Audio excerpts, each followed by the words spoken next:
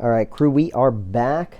I got a request on my EOTech EXPS video for a breakdown of my SBR. I was thinking about it, and I hadn't done one in the past. I was actually thinking about it earlier in the day before that question. But I want to go ahead and dive into that. If you have been following along, you know I have a few different builds. My Paymax Tactical build with the Law folder, the Law Eric. I've done a Sons of Liberty scalper as well. And I have my Brownells BRN 180, excuse me, that I love. That thing is just smooth. But this is my go-to. This is what I bring if I go take classes. This is what I run. I tend to bring it with me camping or pretty much any range day. This accompanies whatever else I am bringing out. Sometimes, obviously, I don't get around to using everything I bring out, but this tends to come with me for those. So, kind of diving into this setup, completely built by me. So, we have our B5 Bravo stock, which is on a Geisley OD Green buffer tube. I am running a Springco Blue Spring and a Noveski H2 buffer on here.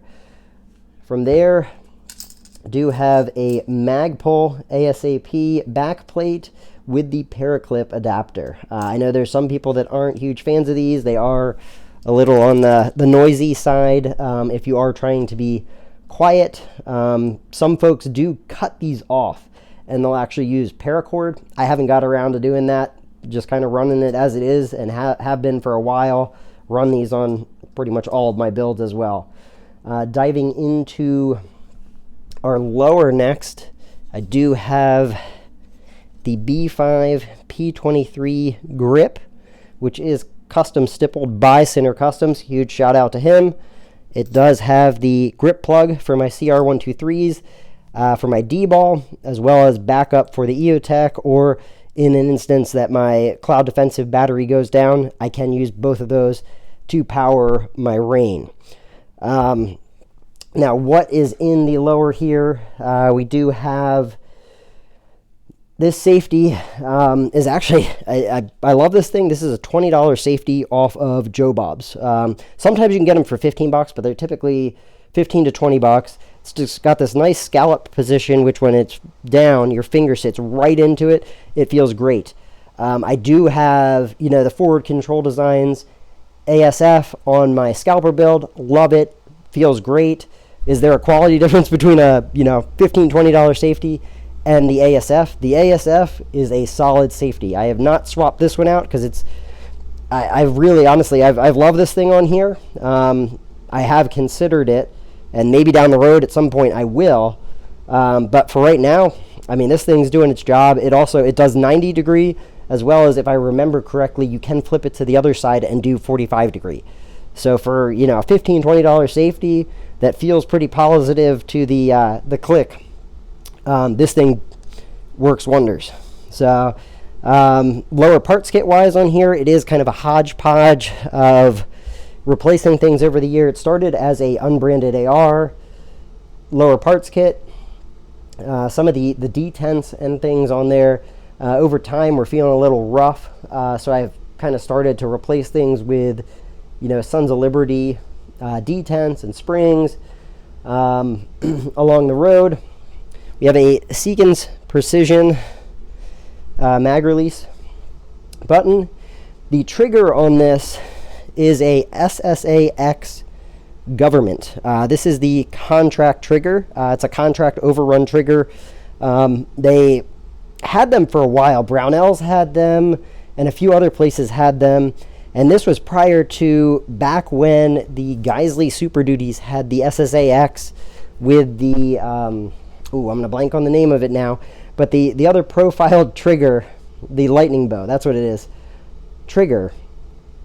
It still had the same nanotechnology disconnector and everything that this has, but you could not get the lightning bow one that was on the Super Duty without buying a Super Duty at the time. So if you were, trying to get that same style of nano coating without having to, bum one off of somebody that bought a Super Duty, this ultimately had a standard bow trigger with the nano coating on the disconnector and everything that was on the one that was on the Super Duty. So this is an SSAX government. So this is a contract overrun again. So love that thing. It did come with 2 separate springs. I do tend to run the heavier of the springs. If I recall, I need to go back and look, but I believe this is a 5.5 pound to 6 pound trigger. I know there's a lot of folks that run a lot less weight, like the SSA E's. Those are great triggers as well. I have dabbled a little bit in some of the lighter triggers, but not spent too much time on those, as I tend to stick with either an SSA, or I have actually 2 of these SSAX government contract overruns. So I personally love this trigger. I love the heavier spring set in there. I could, and I haven't switched it down to the lower weight, but the lower weight is going to be still just a hair heavier than the SSA. Maybe I'll do that in the future, because I have been running the SSA in both the Paymax Tactical Lower as well as the BRN 180, and I'm working on another project that will have an SSA in it as well. So that is what trigger is in there. Let's see here. Upper receiver is just an Aero Precision upper receiver. You can see we do have our Sons of Liberty bolt carrier group. If you have been, following along, or if you listen to the podcast that I have with my buddies, I joke about regularly. I had some issues with the gas rings in here, and customer service experience was a little rough. Wound up just fixing it myself. But since then, the thing has run great. Aside from that, we have our Geisley government charging handle. So this is the same charging handle that FBI HRT ultimately runs. This is as far as iron sights for backup, I have the Magpul. This is the LR, the long range, so it has windage and elevation adjustment. We do have our Forward Control Designs EPC double dimple. It's the only way to go. EOTech EXPS 3-0, as I covered in just the last video that I posted. I've been running that for about 3 years now. Honestly, don't know what the round count is under it.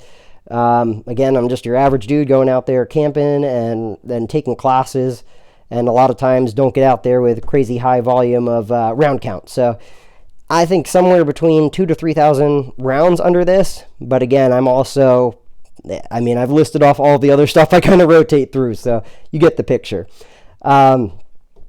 As far as the rail here, your handguard, this is a Midwest Industries combat rail. A little bit thinner profile than like their night vision version, which is supposed to be a little bit stiffer. At the time when I built this out, I did not have night vision. I also just like the width of this rail. However, I do think the night vision version is probably more on par with, and I have to double check this, but I think it's probably more on par with, a Geisley Mark 16, which I have on my scalper. And if you've seen my recent videos, I am working on building out a Geisley URGI upper receiver. I got a near clone off of Brownells, and that project will hopefully be coming to a close here soon. Sidetracking, but back to the current discussion here. So we covered the rail. The barrel on this is a Roscoe. I guess it is their Bloodline 11.5 inch. That is my preferred length. I do have the BCM CAG on here. Love this thing. Just ordered one of these for the URGI as well. You can see I do have the Cloud Defensive Rain on here. This particular one, you might notice, this is a Gen 1 with a Gen 3 head. So, still running the old switch. I do like the the temporary on and the consistent on option. I tend to ride the button and not even like fully engage sometimes, but I do like having both options there. Trying the mod light on the URGI, I can see I may wind up switching this in the future, possibly to Cloud's single button, and just doing a temporary on, because you do have the button on the back here if you want the full consistent on. So something I'm considering there, changing this up, a little bit of weight savings, a little just simplifying the setup. We do have on here, you can see we've got our D-ball. This is the A3, the civilian version, and I have a leaf on the front there, which is an iron sight that works with ultimately the Magpul LR on the back. Aside from that, obviously we have our Cloud mount as well. This is the M-Lock mount. Why am I blanking on? I'm blanking on the name of it at the moment, but it is one of their more popular ones. It's not. They did the one for the group in Africa, and this is not that one, but it is the. I think it's actually their SBR one, if I recall correct. Obviously, we've got our. I run a rugged cans. I've been running them for a while, so you can see I've got some good carbon buildup on there. So I've got that. The can that is housed on there for the majority of the time is a Rugged Micro 30. I do have a Razor 762, and then if you've been following along, you saw I did get the anechoic 223 as well. So I've been running some 30 cal cans for years now, starting to dabble a little bit more into the actual 223 556 proprietary can world between the anechoic, and then on the URGI I did get a RC2 that will be housed on that. So, but diving back into this, let's go ahead and we will flip her around. I think the main thing to note on this side is, again, I am using your HK clip, pair clip style. So I just have a little Magpul adapter on there. But yeah, I think that runs through everything there. I did at one point, again, I mean, getting kind of into the nitty gritty here. At one point, when I was taking a class, I ran into some issues with the bolt release. So wound up swapping that out. That is a Sons of Liberty Gunworks assembly on there. As far as the barrel and everything, as I mentioned, that is the Roscoe. The upper receiver was lapped. I attempted to do that myself, was a little bit of a learning experience, and actually had that huge shout out here to School of the American Rifle, Chad.